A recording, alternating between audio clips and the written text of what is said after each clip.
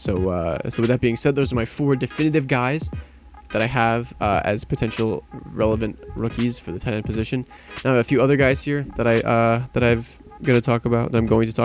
My number 1 is Trey McKitty, who was picked by the Los Angeles Chargers in the later half of the 3rd round. Again, main problem with him is going to be playing time.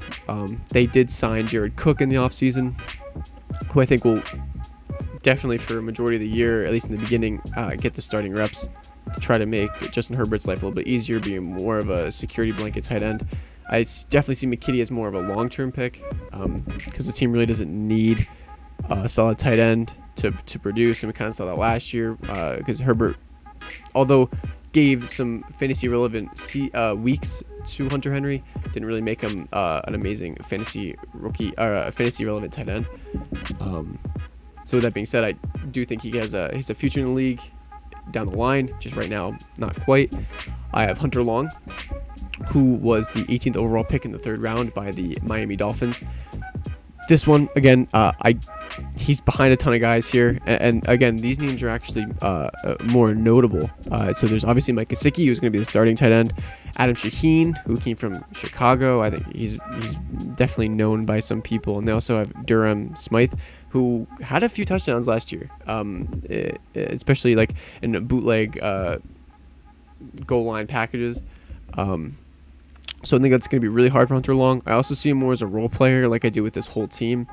Brian Flores is definitely from the Bill Belichick school of thought. So obviously some players can definitely break out and have great years. My only problem is going to be I don't think any of them are going to have crazy fantasy relevant production, especially from a tight end who's right now 4th on the depth chart with a ton to learn, with a bunch of other amazing pieces on this offense, like rookie Jalen Waddle, Will Fuller, who they signed from Houston, Devontae Parker, and Preston Williams as well. So that's why I have him in the other guys list and not on the list with the other guys, because I do like him. I think he's a very solid talent out of Boston College.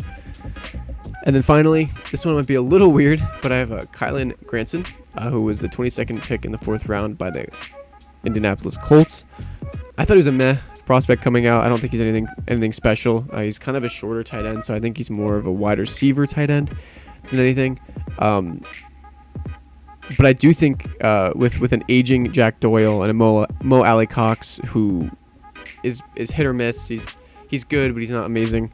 I do think he can maybe come in and maybe play some wide receiver, like solely come in on passing downs and get some fantasy relevance, which again is a lot easier for a tight end because it's easy. It's easier to learn blocking or receiving, and not both. Both is pretty difficult to learn. So I do like Granson here as a very maybe deep sleeper tight end who can come in into a newly revamped Colts offense with Carson Wentz at the helm, who's shown that he likes to throw to those tight ends like a Zach Ertz or a Dallas Goedert, who are solid, can get open.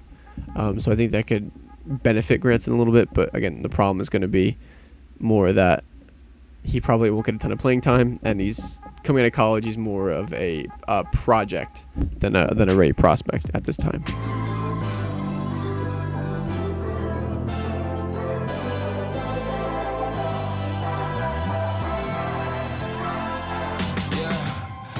Never ever find the right words, and there's no way this is real life.